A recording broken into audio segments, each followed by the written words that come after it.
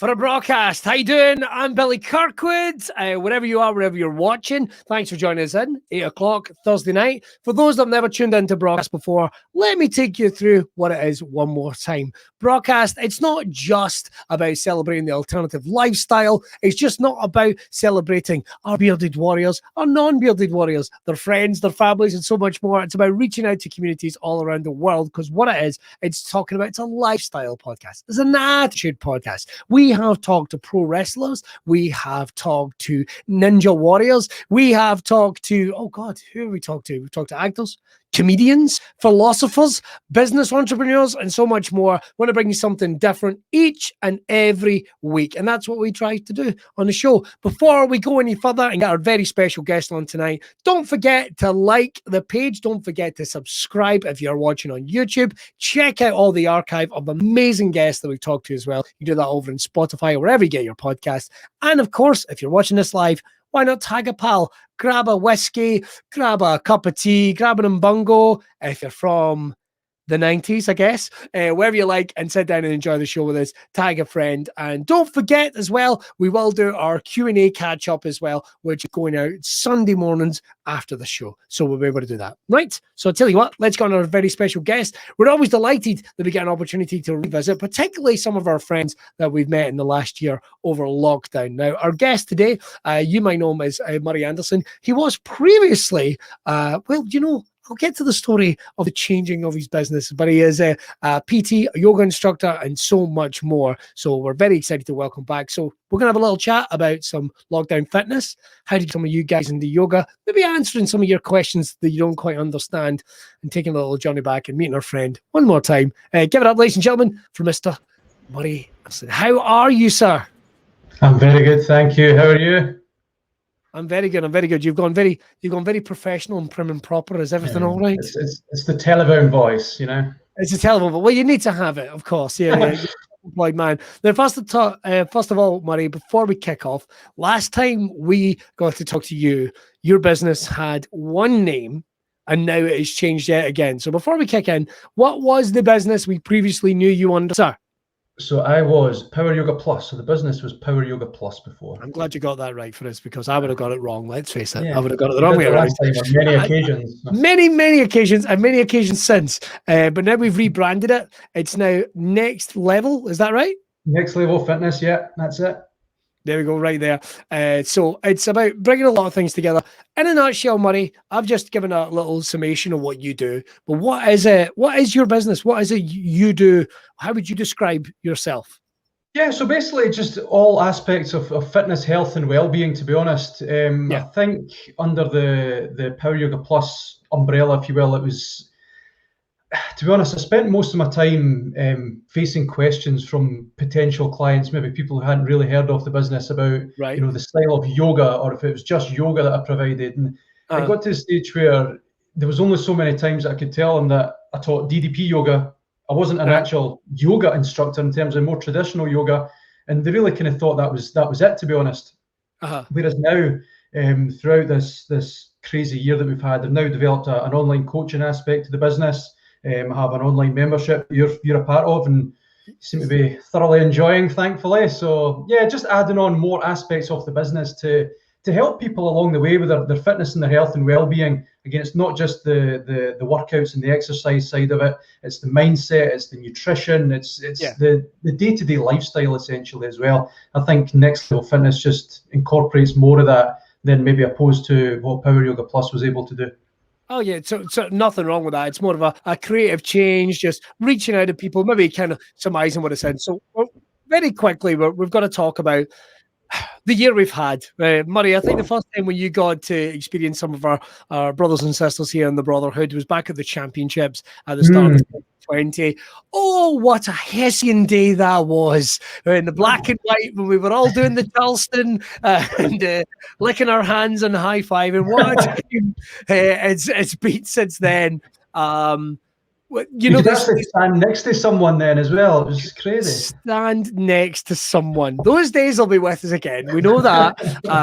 But we got to talk about like going into, well, there's so much to unpack here because we want to talk about general fitness. You are originally were due to do a couple of very special workshops. Some members of the Brawtherhood. I think we had people signing up in record time to do that. They were going to get rolls. They were going to get to come along, do some yoga, more of an introductory thing, but I think the way you put it to me is people will feel an immediate difference. People will feel an immediate difference in their bodies, or even from that session. You will get something from that session, which if anyone knows, if you've ever been to the gym and you're a layman and no one's there to instruct you or no one's there to give you any advice, you could walk around that gym for hours. You're not going to lose any weight. You're not going to untie any muscles. You're just going to look at some fancy equipment that you don't know what it does.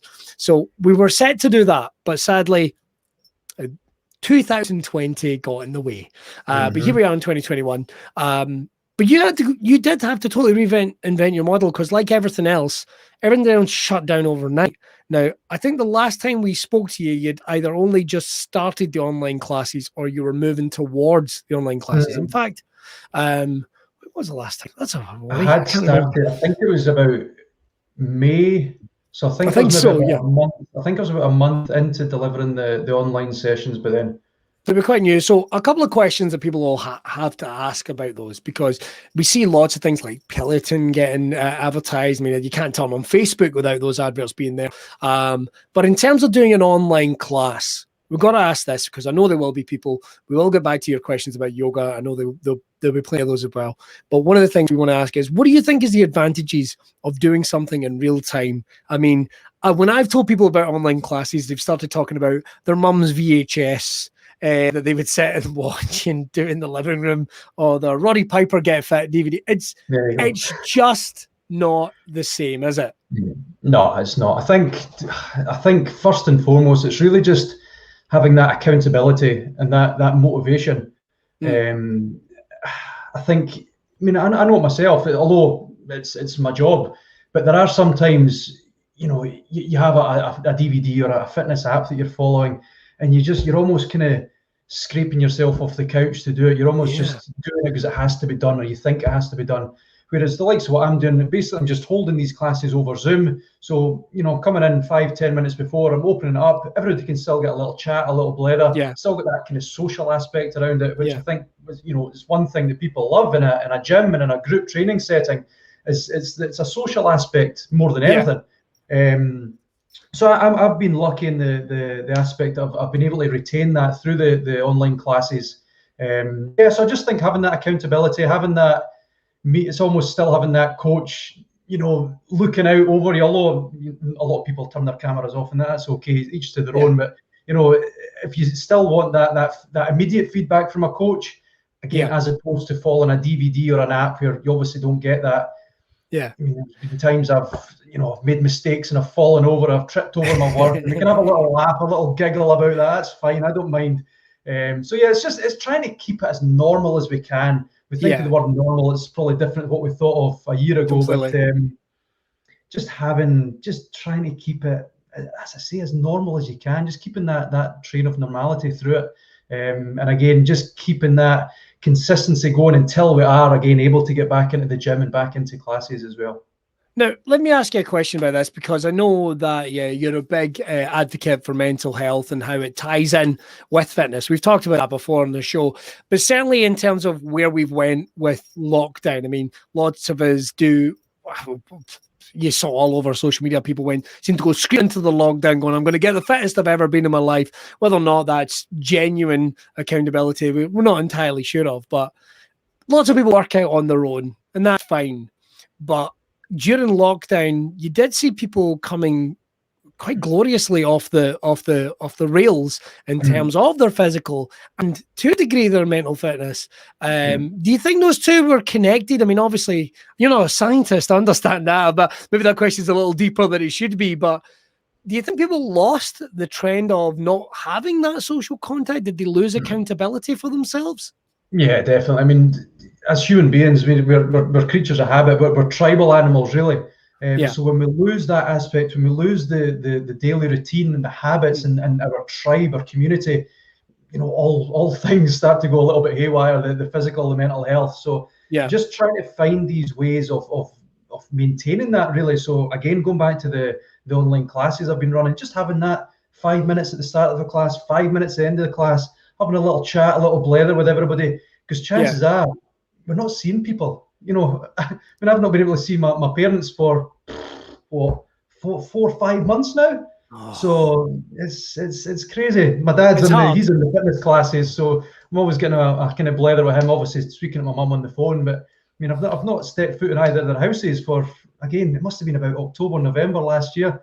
So again, just having that, again, the tribal aspect of our true nature. I mean, it's our biology at the most basic level, really.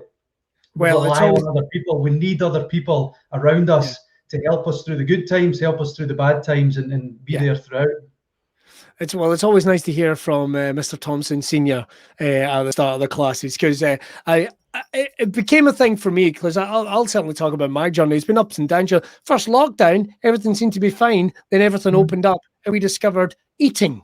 Where I discovered that essentially I am allergic to fuck all, so it seems. And I'm sure there are other people that will identify this. We've all got the lockdown luggage, the corona curves, whatever way you want to call it. Maybe there's an extra pound hither and thither that you aren't burning off. You're not getting those steps in for a silly thing. You're not getting those steps in. You're not doing the same movements that you did.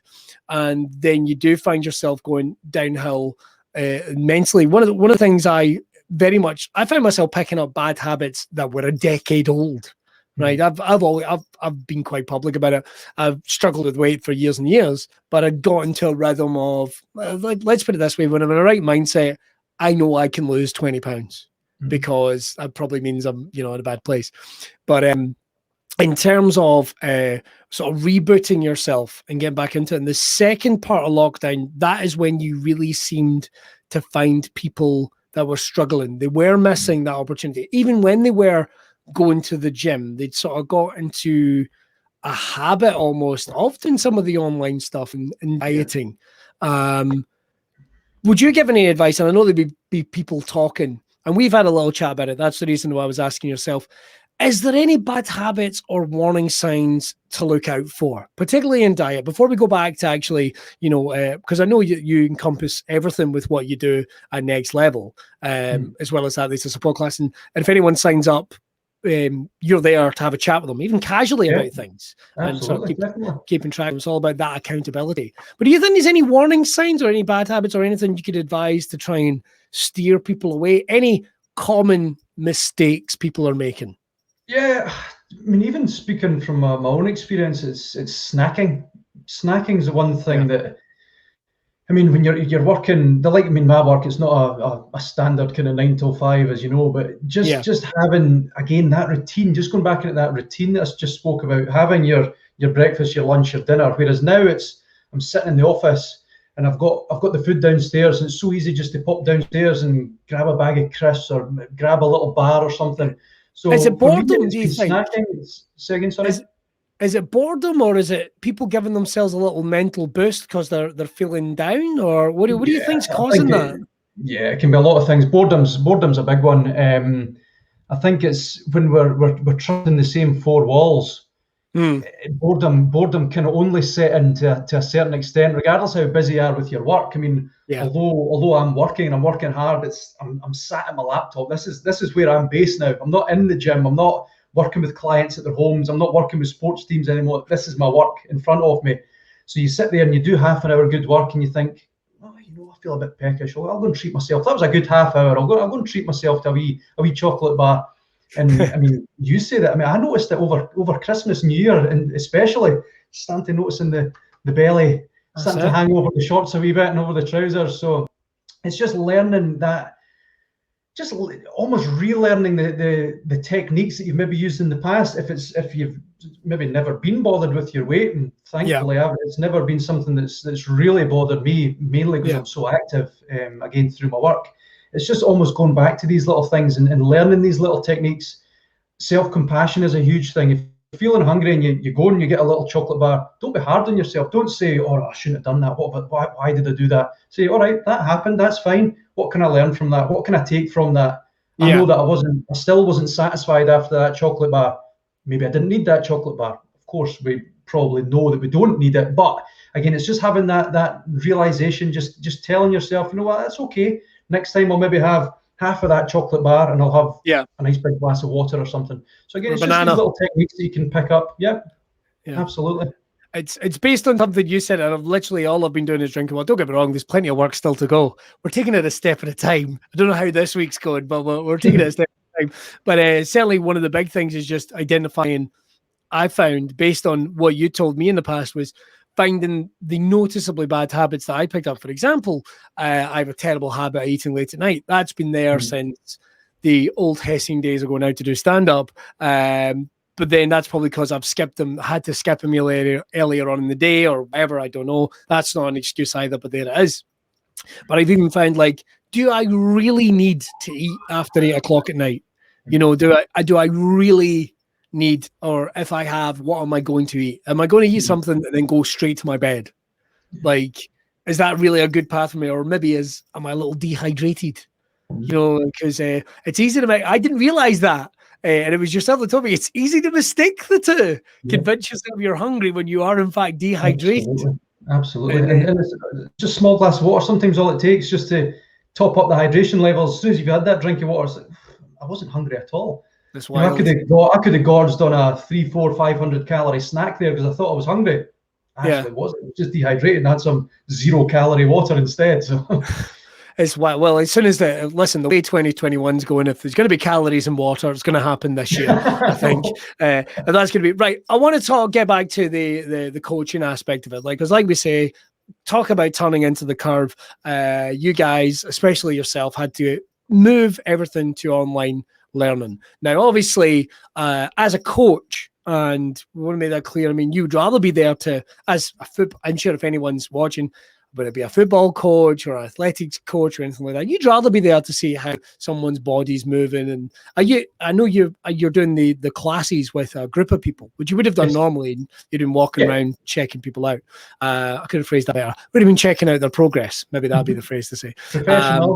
Professional, exactly. The height and the professionalism. But in terms of doing that, how have you found it? How have you found it in order to alter what you're doing? Because I'd imagine there has been a big change about how you approach a tablet or a camera.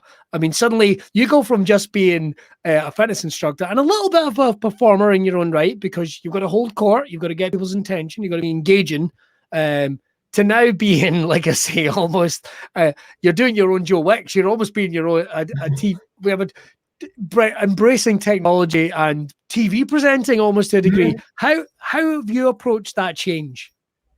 I tried my best just to take it in my stride. Accepting the hand that we've been dealt and just working through it as best we can. And I mean, I know that's the same for you. It's the same for everybody, to be honest, regardless of the line of work you're in. So yeah, just almost going back to the basics.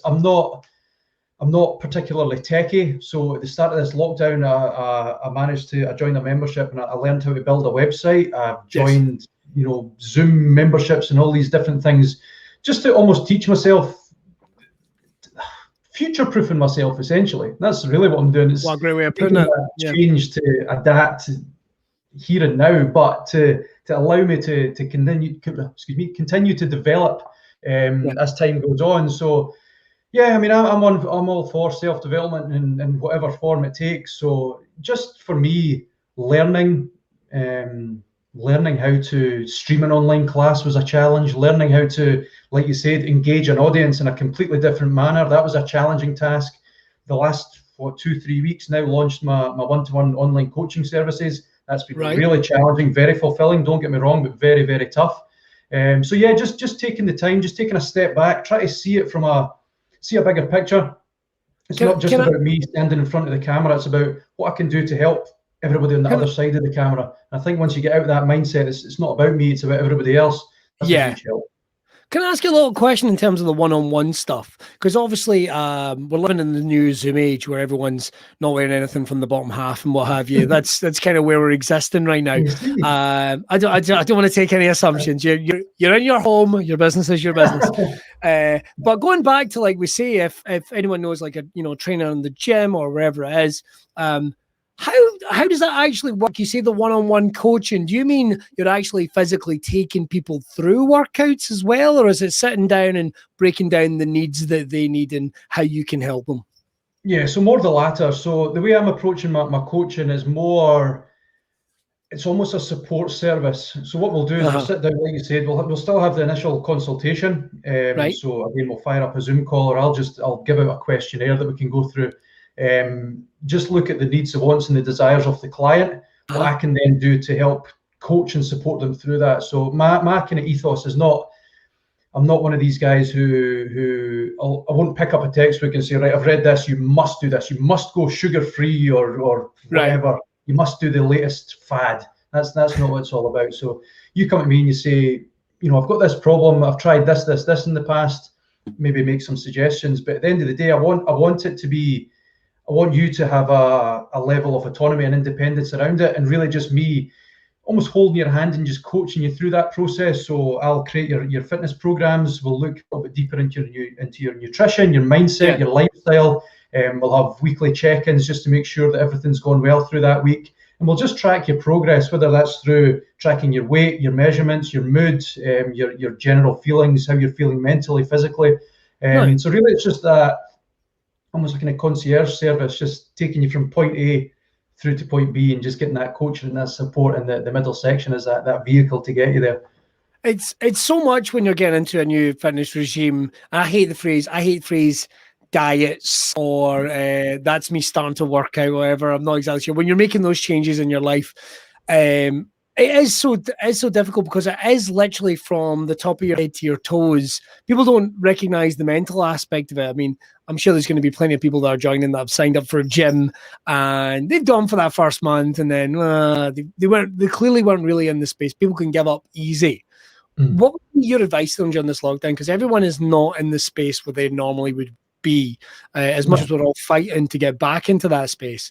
What would be the advice you'd give to people? If I'm Davey sitting at home and I'm thinking, this yoga thing sounds like it could be good, but I don't know.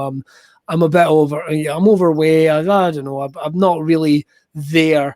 What would be your advice of how people can get just kind of get started? Yeah, one foot in front of another. Get the wheels turning. That's it. I think just having that knowledge that the first step is the hardest step, really, just getting started. So if you can do something, and we spoke about this last time I was on, just doing a little chair-based workout, reach your arms over your head, do some twists, try and touch your toe, just get your body moving. Even coming away from the exercise side of things, what can you do with your nutrition? Can you drink more water? Can you maybe incorporate more fruit and vegetables into your diet? Can you maybe stay away from the fizzy drinks and the takeaways for a week? See how you feel after that. It's and again, go back to the mental side of it, the relationship between your gut and your brain. So if you can start to feed your gut with all these foods that we should be eating, the fresh fruit, vegetables, and again, getting away from the processed stuff, the change that can have going up the chain from your gut to your brain, it can make a huge difference. Sometimes a big enough difference to just kickstart a little bit of motivation in your brain, get those feel-good hormones going. That might just be enough to say, or get you saying, you know what, I want to exercise now. I want to maybe try something a bit more challenging. Again, just looking at the tiniest step you can take, that 1% difference, be 1% better today than you were yesterday. Same applies to the day after, the day after, the day after. That's how we make changes. We don't go from there to there in one big step because we fail. Humans don't do well with that. What we need to do is just take those tiny, tiny little incremental steps, 1% at a time. That's when you start seeing a big difference. And that's something you can apply to anything. Like absolutely. The number of people, we're all looking to make changes during lockdown. A number of people want to go from zero to the finish line straight away. Just take those little steps towards it. We're all about mental positivity, and we're all about exactly. Right.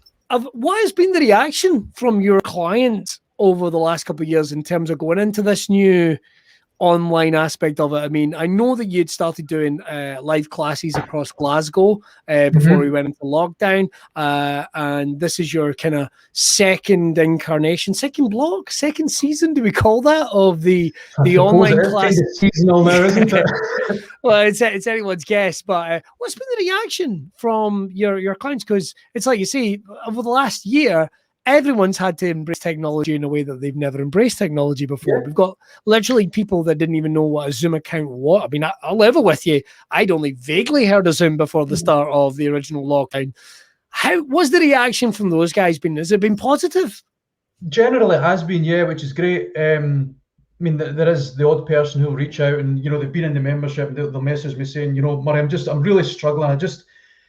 Whether I've been working at home or back in from work, I just can't motivate myself. It's just not the same as being in a class, and that's fine. I completely understand that. But generally, across the board, I would say it has been well received. I think more than anything, for the people who are able to kind of get themselves up and going, I think, again, I keep saying it, but just trying to keep that consistency, that normality, if you will, from before. They're still getting an exercise class. Yes, it's maybe not in person. You're not getting the coaching aspect of it, like you say. They're not getting around and checking people's form, and we're maybe not getting the same kind of laughs at the start and at the end. But it is still something that I'm very grateful to be able to still provide yourself and my other clients, and just try and help, just keep you ticking over until we do get back to the classes and we can get back to the kind of private and the one-to-one sessions as well. Now, after the last time we got an opportunity to chat with you, there always seems to be such a renewed interest in yoga. Now, from the Brawtherhood, we've got people that are part of this from all across the spectrum. We have got, people that work in everyday labor, got people that are working in offices. People get knocked up as part of being part of the human race. It's just the way life is, and there's always a big interest in it. And yoga essentially is one of the core elements that run through Next Level Fitness. Would that be correct? Yeah. Well, yeah, the DDP yoga side of it, but still, it's obviously got a yoga kind of aspect and it's so an umbrella goes behind it. So we've got many questions about this, and I think I asked this last time, and I know that you always like to slightly change how you would describe yoga to a layman, or the style of yoga you do. It's important to make a differentiation between what people see as, and he says this with vapors burning off the side, see the sticks burning in the corner and some slow music and very slow movements with no real engagement. Some people like that yoga, and there's absolutely nothing wrong with that. I'm not criticizing those people at all. But what you do is very, very different. Could you, if you don't mind, and I feel like you must have to do this every other day, but could you tell us exactly what it is and what are the benefits derived from your style of yoga? Yeah, sure. So again, it's what I teach is a system called DDP Yoga, or DDPY. You may have heard it being abbreviated to these days. Basically, what that stemmed from was an ex-pro wrestler. So DDP, Diamond Dallas Page, that was his wrestling name. He suffered a very severe spinal injury in the 90s. He essentially broke his back. Was told by the kind of leading spinal surgeons in the world at the time that was it. His career was over. For a guy who'd only had a career for 5 or 6 years, he started very late. He was 35, I think, Dallas, when he first started. I think he was certainly up there. World champion 40, so you can figure out that one for you. Yeah. So he, again, almost just the wear and tear in his body that many wrestlers go through over a long period of time. He'd crammed all of that in, and probably a bit more, in 4 or 5 years. So his back just went out on him. One big powerbomb from Big Kevin Nash was the straw that broke Dallas's back, unfortunately.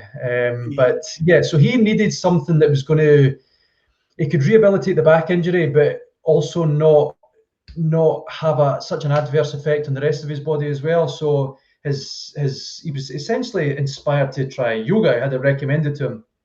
Now, Dallas, much like myself, much like many people, not one of these guys who's particular at the kind of the spiritual side of things. So he kind of shunned it to begin with. He was like, that's not for me. So what he did eventually, came around to trying the yoga, but didn't apply the kind of spiritual aspects of it, and noticed that within a few days, a few weeks, he was feeling a lot better. He was feeling great. His back was feeling good.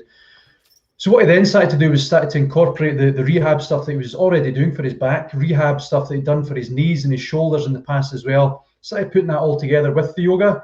Also started adding in some what we call dynamic resistance, what you touched on, the engagement. So basically it's flexing and engaging your muscles as you move.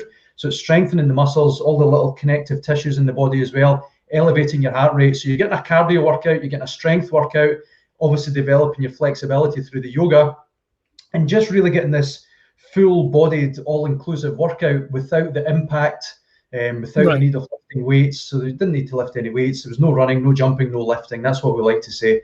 So yeah, really just learnt from all those different principles, brought it all together, eventually commercialized it, and it's grown arms and legs ever since. And much like my own business, DDPY, it's gone from strength to strength ever since. That's crazy. It's crazy because everyone I spoke to always talks about the fact that, but what do you mean it's like lifting weights? What do you mean it's like I don't get that? And I never understood that, because until you actually really listen to the coaching that Dallas does and the likes of yourself, you don't quite understand the ways you guys could teach in order to help do that. I literally remember standing next to a guy at one of your classes he was new, and he literally tried to replicate what he'd seen in the video with not understanding of it. So he basically went and just held his breath. Yeah. And I always remember going like, what the fuck is he doing? Just like, is he alive? He is alive now, thankfully, because then you started immediately talking about breathing, and you practically started looking at his face and going, well, how do I do this then? And it's about getting those, because you're engaging the muscles in those ways, you're able to replicate the same movements you would do, and in many ways the same, I'm using the phrase impact because it's a no impact thing, in order to lift those weights. That seems crazy when especially see the shape that some of your clients have got into. So this isn't like an infomercial, folks. I'm not here selling a juice tiger. How has the development of your clients been for you? Because I know you derive a lot of pride from the relationship you have with your clients, because you're looking for a recommendation at the end of the day. But how is that? Is that, do you get a lot of fulfillment from that, is what I want to ask? Big time. I mean, I get clients from all walks of life, all shapes, sizes, ages. I mean, the one story I like is that there was when I was still doing my class in Peebles at the time, I had essentially a family that was coming. So there was the granddaughter, I think she was about 14, 15. Right. Her mother, and all the way up to the grandmother. So it was from 17 up to 70 odd, or 14 up to 70 odd. It was amazing. So yeah, and they come with all different goals, different problems. A lot of times it's weight loss, sometimes it's injuries, sometimes they're looking for a little bit more muscle development. A lot of the time it's flexibility. So I mean, I've got the best seat in the house. I'm up in front of everybody during the live classes. So when I see a client who first comes to me very overweight, then we're tracking that over the weeks and the months and sometimes the years, and you see them, how much weight they've lost. That's amazing. When I see it with flexibility, they try to touch their toes and they can just get down to their knees. And again, after weeks and months and years, they've got their hands flat on the floor. For me, that's amazing. That's why I'm in this line of work.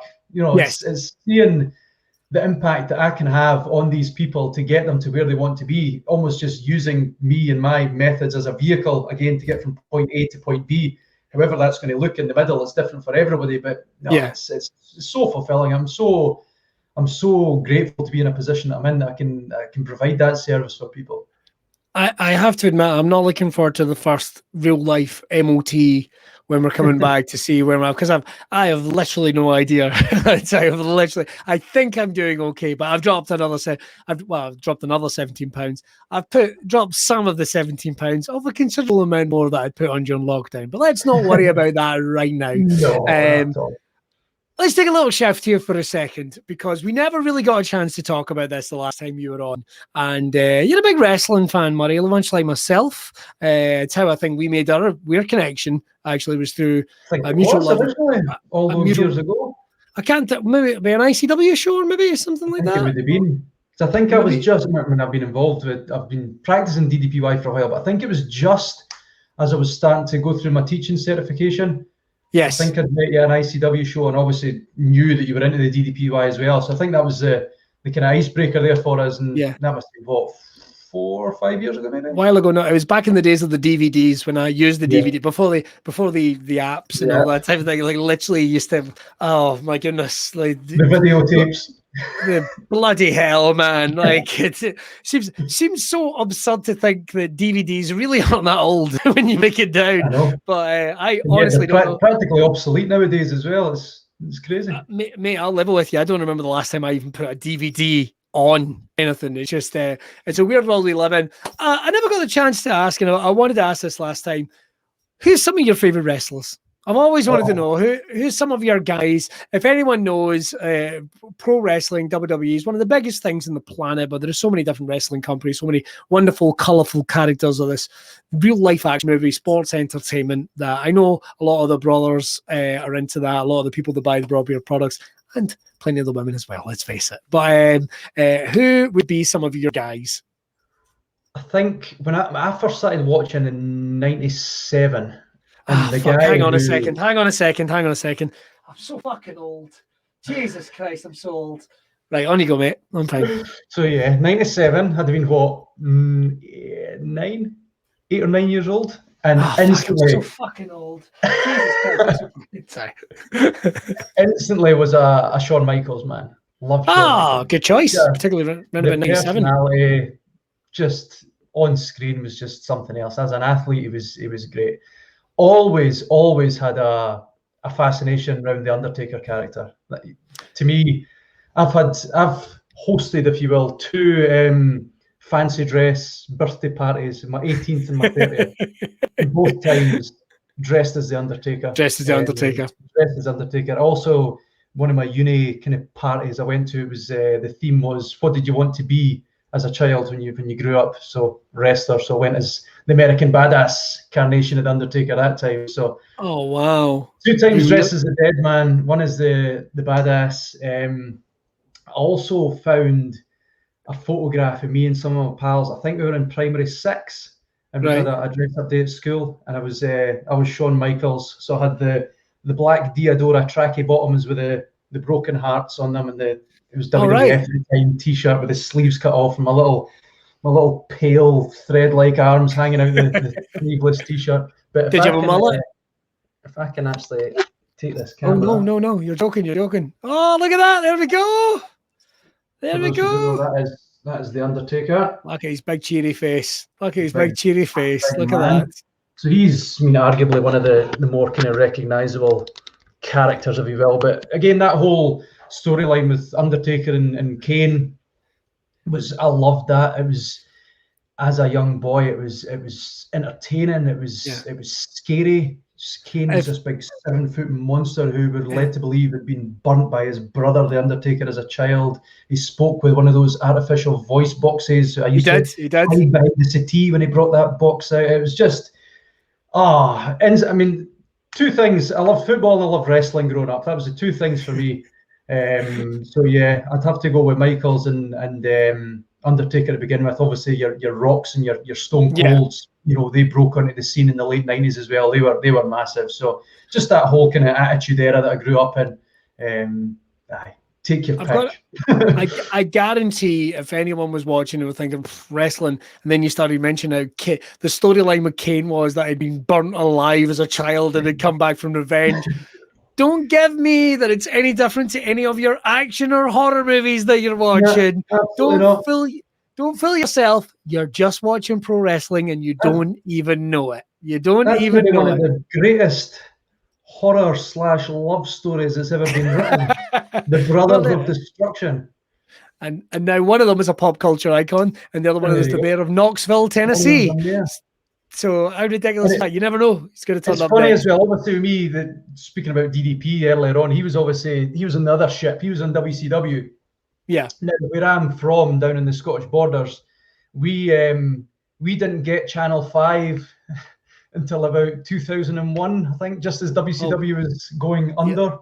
So I maybe saw 3 or 4 WCW shows growing up, which, come to think about it now, obviously we've got access to all that on the network and, just the internet essentially. That seems crazy. But at the time, when you only had 4 channels and Channel 5 slowly joined the race down in the borders, I never really got to see any WCW. So I missed out on the likes of your Hogans and your Halls and your Nashes and your DDPs, your Goldbergs, until they either moved to WWE or moved back to WWE later on. Now, that's something we've got to talk about. You mentioned football just briefly there. I am a complete non-starter when it comes to football. I'm not really that fussed. If you like football, good on you. I heard it's predetermined, but that's neither here nor there. But it does show that the number of athletes and the background you've came from, do you think that's influenced what you wanted to do as a career, is working with athletes? Because whether anyone's watching and going, wrestlers aren't athletes, listen, these guys have to get themselves in the best shape, take some of the most ridiculous hits. If you have a way to fake a fall, I have a sea of pro wrestlers that would love to talk to you. I certainly do. So if you know how to defy gravity, I've also got Marvel Studios over here that would like to talk to you as well. Do you think that influenced what you wanted to do? Because we sometimes don't even realize when we're growing up, some of the things we're into do influence what we want to do. Did that influence you? And well, I'll ask you that question first. Did it influence yourself? Yeah, definitely to a huge extent.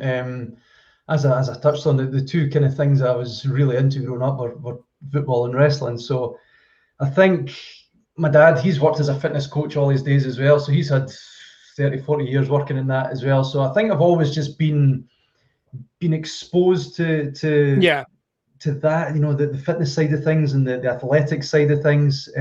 So I mean, I played football in my days, just amateur level.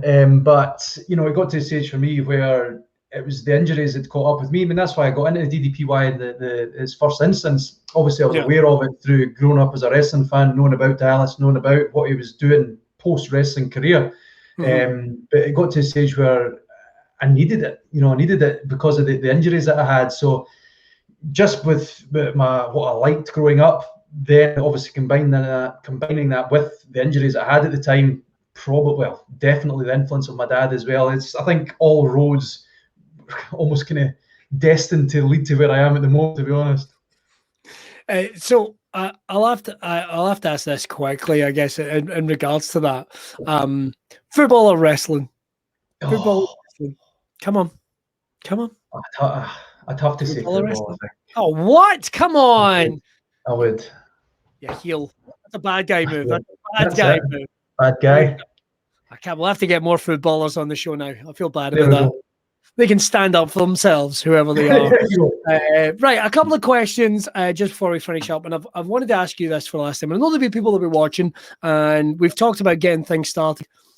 I hate putting you on the spot like this because I know you're not warmed up, but can you give me a couple of exercises very, very quickly that are in line with what you're doing that would help people would feel the benefits for and might want them to take that next step in terms of working at something that could maybe loosen them up, or they would feel the benefit of it if they had done no exercise all day or not even for a while? I remember you've shown me a couple, like when we've been doing warm-ups, I've got a niggle here on my neck stiff.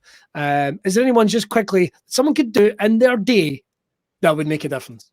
Yeah, I mean, so basically even just again, it's a bit different in DDPY world, if you will, but the initial kind of warm-up sequence that we do, you'll know as ignition into touchdown, etc. So basically just standing nice and tall, feet below your hips, reach your hands out, inhale as you reach them overhead, exhale, just imagine you're just folding forward, just try and fold forward and touch your toes.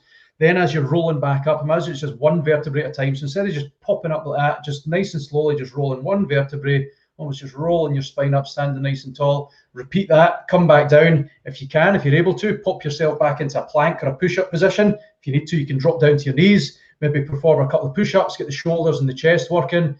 The cobra position is really good. So basically lying flat on your tummy, hands underneath your chest and your shoulders. As you inhale there, you're just going to push the floor away from you, lift your chest, lift your head, roll your shoulders back. Phenomenal stretch for your lower back. Take it back down, push up into a downward facing dog or a down dog. If you don't know what that is, look it up.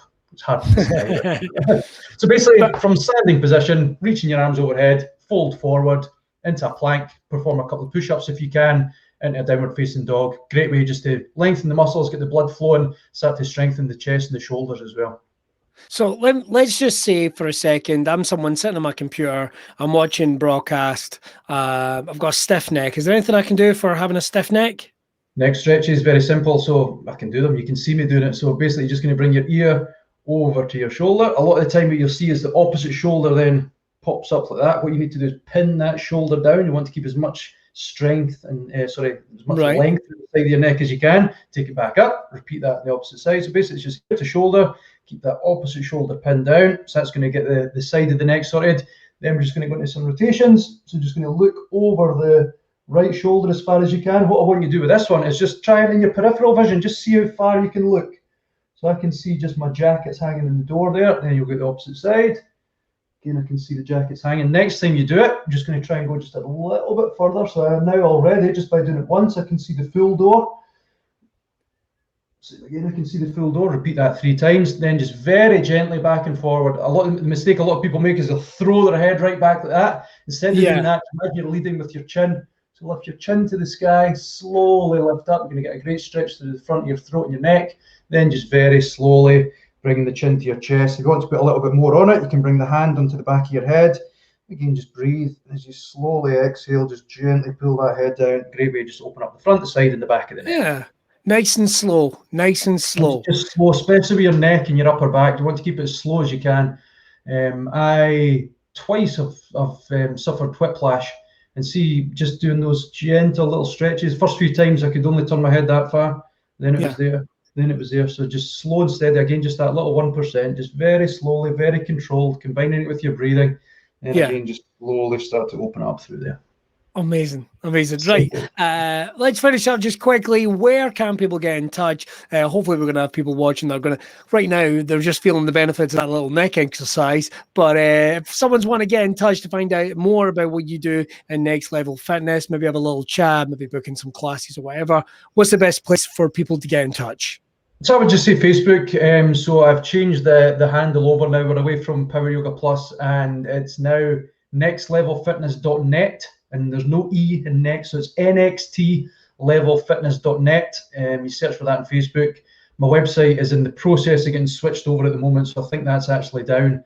I am on all the socials, so I'm on Twitter and Instagram, the usual, but I would say Facebook. If you are on Facebook's the best way, is just nextlevelfitness.net on there.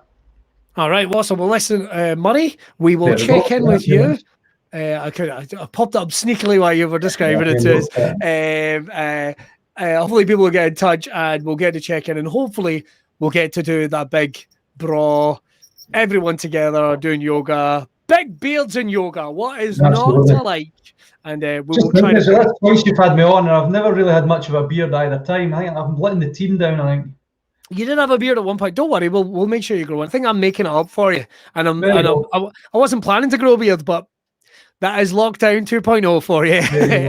All right, I'll pop you back in the green room and I'll just finish up with the boys and girls. Everyone, our very special guest from Next Level Fitness is Mr. Murray Thomson. Thank you very much. Right, that's all we got time for in this slightly different looking episode of Braw Cast. I thought I'd change it up a wee bit. Look at my wall, and look at my door. There's no Wayne's in, so I'm feeling brave. Don't forget to check out everything that's going on right now over at Braw Beard Oils. You can go over to the website, get yourself some merch. Hey, we're heading out in the summertime. Why not get that beard looking nice for hitting the beach or nice for hitting the spa, whatever we're going to be heading at that point. You can also get yourself t-shirts, caps, bottles, and there's also some exclusive stuff that's going to be coming out this summer. You're going to be wanting to check it out. And of course, don't forget to like, share, and subscribe on all the socials as well.